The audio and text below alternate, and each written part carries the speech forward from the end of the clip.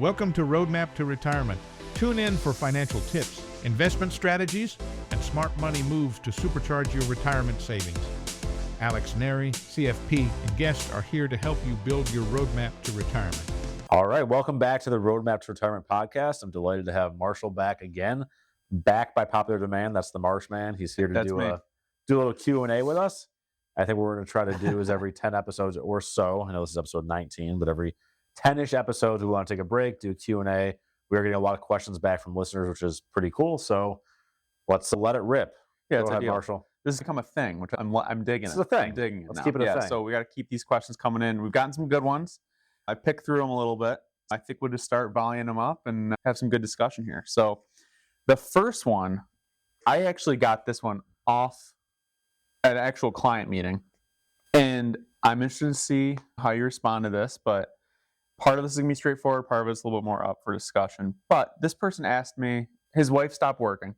Okay, his wife's not working anymore. Now he is. And he said, my wife has her own Roth IRA and a non-qualified account. Wouldn't it just make more sense to just roll those into my stuff? Okay. So there's a little confusion there, obviously, but what he was asking was, should he roll his wife's Roth IRA into his Roth IRA and her non-qualified account into his non-qualified account, or make it a joint account? Okay. A few moving parts there. Yeah. One of them I think is going to be pretty easy for you. Are this particular couple, are they retiring, or is this no? She stopped working. She stopped working to take care of the kids. Yep. Okay. Yeah, we get that question a lot when people get married too. They're like, "Oh, now that I'm married, should I just combine our stuff?" So the quick answer is no, you can't for most things. So the Roth IRA, if you have a 401k, 403b, traditional IRA, any kind of retirement account, you're not allowed to consolidate. They're tied to you as an individual. They are linked to your social security number, so you cannot have a joint Roth IRA. They won't let you do that. So right off the bat, no, you can't do that. I mean, there's probably some reasons why you might not want to, even if you could, but that's not really worth talking about. It's irrelevant. So the other part of your question was the non-qualified account, which again, I think we've talked about this before on the podcast, but it could be a non-qualified account, could be called a taxable account, could be called a brokerage account. There's about 15 different names that you could call this account. The important thing to note is it's an investment account that's not set up for retirement. So there's not those tax benefits that we get with the IRAs and all that. So a married couple could own a joint account. You could do that. I don't know, without getting into the specifics of anyone's individual situation, I don't know if there's really a benefit to it. One downside of doing that is if and when somebody passes away, you won't get a full step up in basis. This probably isn't the time or place to get into a ton of detail with that, but basically, you have a cost basis on any investment account. So let's say I've invested $100,000, that's my basis. If it grows to be $200,000, now I have a basis of $100,000 and another $100,000 that's gains on the account, which are taxable when you sell it. And what happens when somebody dies is you get a step up in basis. So you get to then inherit that account at the fair market value at their date of death. So if you have a joint account, you lose some of that opportunity because you're not inheriting the whole account. Either way, that's a very long-winded answer to it depends, but your youngish clients that are staying home with the kids probably aren't planning on dying soon, hopefully, but you never really plan on that. So yeah, does that answer your question, Marshall? So yes, that's essentially how I actually respond to that client. I just think of, obviously the first part's just an easy, you can't do that. But the second part, it is a little bit interesting, and there are reasons maybe to do that just for ease of accessibility, whatever, but not a huge need, kind of something like, let's not worry about it. Yeah, I think when you get those questions, it's more like you want to take a step back and like, why are you asking that? Is that something you think you might be interested in? And usually the underlying reason gets us into a bigger conversation, which is more important. The other question we get a lot along similar lines is, okay, I'm married and my spouse has a 401k. Does it make sense to save into both plans? If I'm going to put easy math, $10,000 into each plan, is that better or worse than just putting $20,000 into one plan? And again, it depends, I think. Look at those plans. Yeah, look at the plans. Is there a match involved? Some other things. That's not why we're here today, so we'll skip through the rest of that. Yeah. But if someone wants to ask that question, I guess we can answer it in a few more 10 episodes from now, we'll talk about that one. Yeah, but that's fine. Good job. I don't want to move away from the non-qualified accounts yet because we did get quite a few of these. They must have come from the tax episodes. This one was actually really good. If I'm contributing, if I'm young, 25 or 30, whatever, contributing to a non-qualified, just systematic contribution every month into an S&P 500 ETF fund, we'll call it. Great. Am I going to have an issue when I'm older and I want to allocate out of that? And that they're asking that because of ideally lots of gains embedded in the account. You could. So I guess to reiterate, the fear is that if they always buy into the same ETF or the S&P 500 index fund, someday they're going to want to diversify and become less aggressive. And when they do that, they're going to be selling off some shares. When they sell off those shares, they are going to pay capital gains tax on it. So yes, you'll have a problem, but I don't want to say not to worry about it, but it's not. There's other ways you can offset it really easily. There's other ways to offset it, and I think there's bigger things you should be focusing on than whether or not you're going to have to sell an ETF in 30 years and whether or not you'll have to pay tax on it. I mean, the reality is like the tax code will probably change 3 or 4 times in the next 30 years because that's what happens. And depending on your other income, you might have an opportunity with the current tax code to pay 0% capital gains tax. So there's more to it than that, but that is correct that they'll have to change it at some point. Yeah. And they'll probably do it gradually. They're not going to sell it all at once. Right. So. Yeah. And I like to explain to people not to exactly think of, okay, now we're going to hit a certain age. Now, boom, we're going to, like you said, do it all at once and allocate out of that. I like to plan on, as we're getting older, instead of just contributing to the same fund we've been contributing to, maybe we can reallocate from scratch essentially and to start investing in something a little bit more safer, just to work that percentage out a little bit and do that for a few years. And then at a certain point, you'll be able to offset those gains with losses in there somewhere, most likely. Yeah, I mean, goes back to the value of working with the right advisor. Is I think a lot of people say, well, if the advisor can't guarantee a better rate of return, which they can't, why don't I just buy the index or why don't I just buy the ETF and not pay an advisor? If you are paying the right advisor, there should be tax loss harvesting happening every year. And by doing that, you're increasing that basis we talked about before so that down the road when you go to sell, you're not going to have the same tax event that you would otherwise. So yeah, buying the ETF makes some sense, but you're probably not doing the right tax planning, which I feel like I always end up talking about taxes. I'm the tax guy now. They're important. There's more to the investment than just the rate of return. There's how is this going to be taxed? And that's one of the reasons that you want to be careful about it. Okay, cool. Yeah, you see all that stuff online, right? Where it's just, oh, just pick the S&P 500 index fund, set it and forget it. And then boom, one day you're going to be older and you're not going to be as interested in seeing all those fluctuations. Yeah, and one day you're going to be older and pay a bunch of taxes and probably wish you had some better advice. Yeah, and good answer. All right. Another one. I'm 39 years old and I'm terrified of the market crashing. Would I have time if the market crashed? And I don't mean to laugh, but it's just one of those things where I'm reading this and I'm just picturing someone super panicked about something that they can't really control. But how would you respond to this person? They're 39 years old and they are terrified of the market crashing. I think it goes back to like financial education. So that I think this person, I don't know who they are, maybe they're listening to this, they are just not educated on how this stuff works. And because of that, they have an elevated level of fear. I would even like to slide in a quick story as an advisor going through the COVID stuff.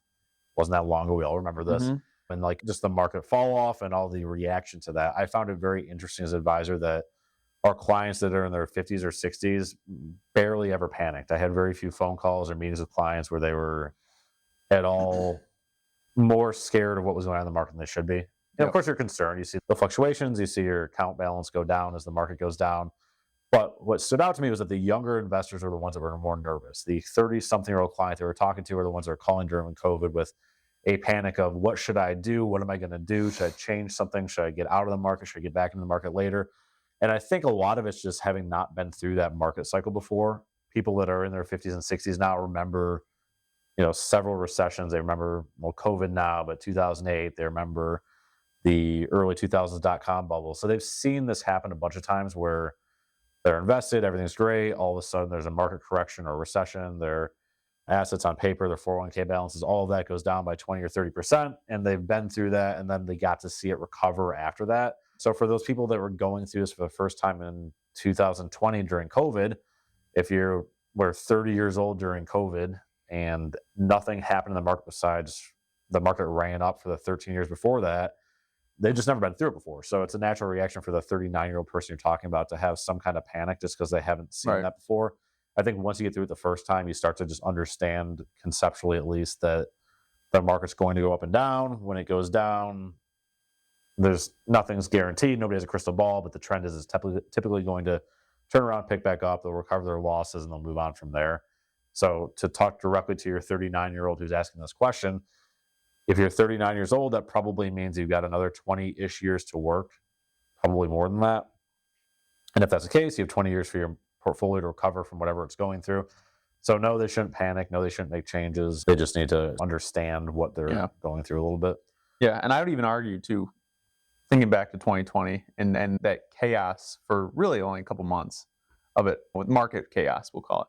For the younger people, seeing those huge fluctuations, obviously it was a hit for everyone, but the real in the market and seeing those huge fluctuations, you're young enough anywhere where that's almost valuable, where you're stuffing that account on the way down and then on the way up, you're going to see a little bit more growth.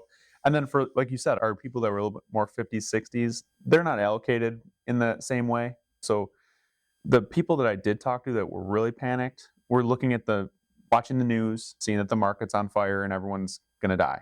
But when they came and looked at their account, oh, okay, I'm really not as down as maybe I thought I would be just based on everything else that I've been listening to and hearing. I would encourage this 39-year-old person to maybe just take a step back, talk to somebody, and just get some sort of guidance, personal, figure out what's right for you. And you got plenty of time. Yeah, I go back to what you said. Down to it, like, you have an opportunity there. So like, okay, the market's down. That's an opportunity for me to buy in low. So no matter what's happening in the economy, the stock market, there's a opportunity there for somebody, whether it's buying low or we think about the economy right now where people complain about the high interest rate environment because they're getting a mortgage or buying a car, or they could, instead of having that be a negative, they could live as a positive and they have an opportunity to go get a savings account that's paying 4.5% or 5% or use a CD or something else like that. But whatever the circumstances in the economy, there's something that you can take advantage of. And us as advisors need to help people see that and keep in perspective. Exactly. Perspective. Good word. There we go. Perspective is a good word. Now we're having fun. All right. Let's see. I want to do a few more here. This one came from a couple episodes ago, I'm assuming, but this one says, what's your biggest red flag to look for when looking for an advisor? That's a totally different question, but that's a good one too. Yeah, I think there's 15 different answers I can give to it, but I think it's finding an advisor. Ask for one. Okay, I'll give one. I think finding an advisor whose experiences lining up with what you need, which is a little bit vague, but there's a lot of different people that call themselves advisors and they might be really great at one thing, but not have a lot of experience working with people like you. So I think finding an advisor that works with people like you is key. And then I would add to that just like a personality fit, which sounds super cliche, but there's plenty of people that would meet with me for the first time and just not vibe, and that's okay, but they might totally get along with somebody else. And you want to be able to ultimately build that trust, which takes time. And if you're forging a new relationship, the reality is you're not really going to have that trust for months or years or however long it takes you to really trust somebody. But having somebody you see eye to and have the same philosophy around life and business might help you get there quicker. Yeah, no, I like that.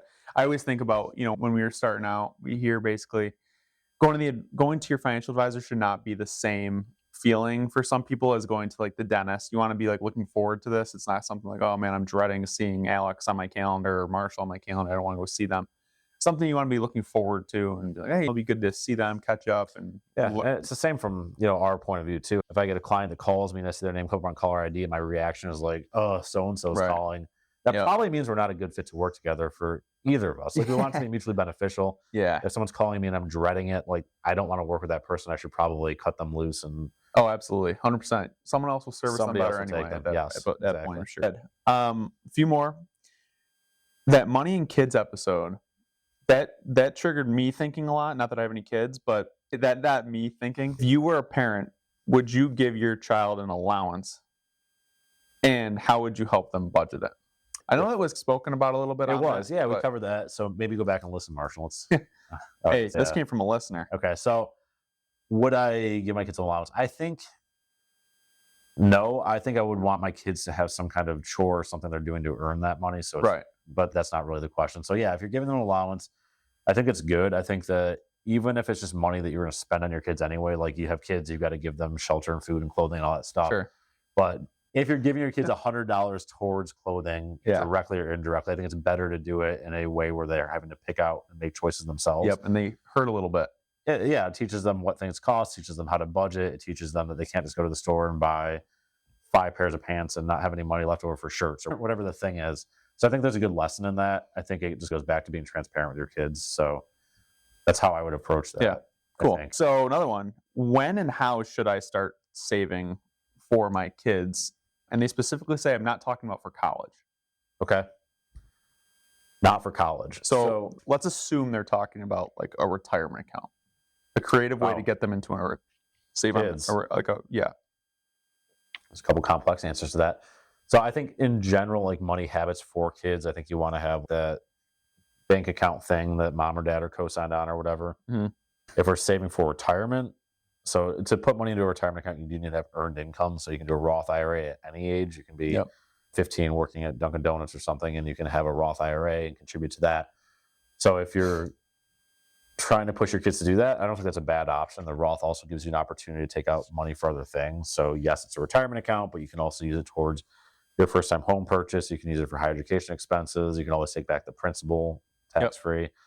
So I think a Roth is a good place to start for that. We have some parents that are true go-getters, and they use a little loophole where if you have to have some kind of business established. So maybe you're a realtor and you've got a 1-year-old baby and you want to use that 1-year-old baby to be a model for a commercial you're doing or do a picture for an ad or something like that. Now you can pay the child a salary for being a model for your business, which this gets into some gray areas tax-wise. Yeah. But people definitely do that. And now their child at the age of 1 has earned income. Yep. And they can put money into a Roth IRA for that child.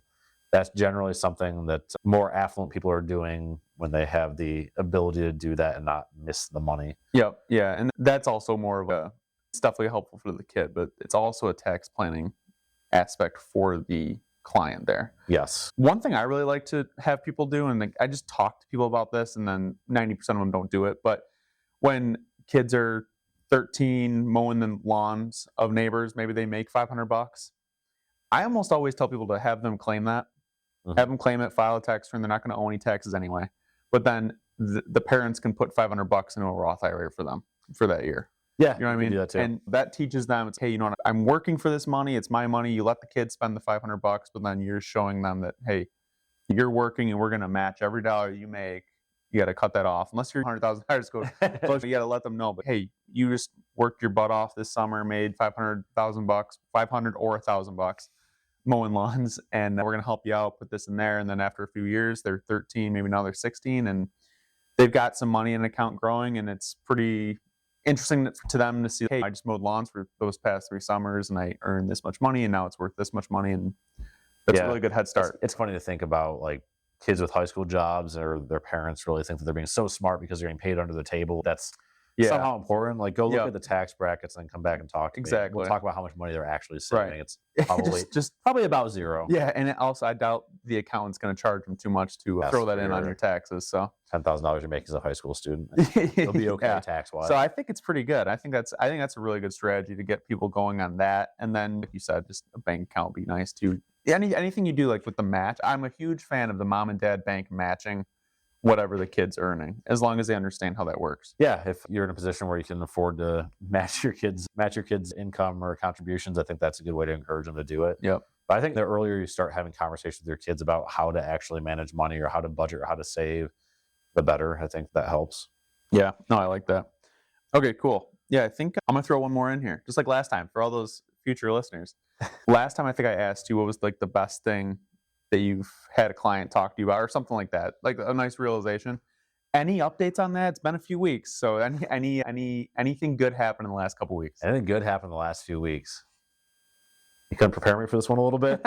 What do we got? Surely something, actually summer's a little slow, but I'm sure something good has happened. Something's good. Something good This happened. is the time of year people are retiring. Yeah, I don't know. People. You went to that client's retirement party. Okay, yeah. People are retiring. It's cool. I don't know. I think we have more and more people that are retiring and then getting, I think we talked about this before, but retiring and then getting some kind of part-time job. I think a lot of times we find that people have maybe like an interest that they haven't really gotten into before, and that kind of leads to their next part-time job. Yeah, and then someone pays them for it. And someone pays them I for it. love hearing about those, yeah. I think it's really cool to be able to get a job, not because you need the money. Like you're going into a job interview and you're having a conversation with the person that's looking to hire, and the question of how much you're going to pay me either doesn't come up at all or it's not relevant, which is super cool. I think most people who are in the grind of things in their 40s or 50s, raising kids, paying mortgage and all that, they feel so tied to the job they're doing because they need the income, or because if they left this career to go do something that they're more passionate about, they would take a huge pay cut. So yeah, I think it's something really cool about being in retirement and choosing to work part-time. And Yeah, that's the best. I got a client who he retired and he's just mowing lawns at the golf course. yeah, So early mornings. yeah, he gets out there real early and then he's done by 9 or 10 o'clock and he just golfs and then heads home. It's home by noon. Yeah, that's pretty cool. Yeah, that's a nice retirement gig. And like he says, he goes, I get paid for it. It's hilarious. Yeah, so that's awesome. Very cool. Marshall, thank you for being here. Anytime. I'll see you in what, 10 more weeks? Or 10 so? more weeks, we'll do this again. So thank you to all our listeners. If you do have questions that you want to submit for next time, definitely Get do that. them. And I like to read them. it'll keep Marshall busy, and that's what we really want. All right. Thanks for listening. Content here is for illustrative purposes and general information only. It is not legal, tax, or individualized financial advice. Nor is it a recommendation to buy, sell, or hold any specific security or engage in any specific trading strategy. Results will vary. Past performance is no indication of future results or success. Market conditions change continuously.